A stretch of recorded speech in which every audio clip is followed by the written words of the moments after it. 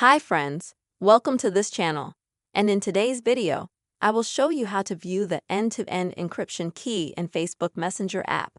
Friends, please be sure to put your likes, write comments at the end of the video, and also don't forget to subscribe to our channel. So let us get started with you. Open the Messenger app on your phone, then in the top left corner, click on those three bars. Next, click on the gear to go to Settings.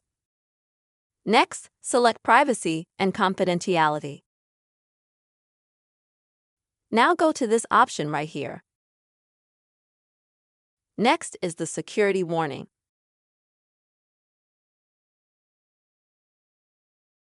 And so you'll go to a page that will show you absolutely all the devices that you've logged into your Facebook Messenger from. And so that you can see your unique encryption key for that particular device, just click on it, and you'll be able to see that encryption key. So that's a very quick and easy way, friends, to see the end-to-end encryption key in the Facebook Messenger app. I really hope you found this video helpful and useful.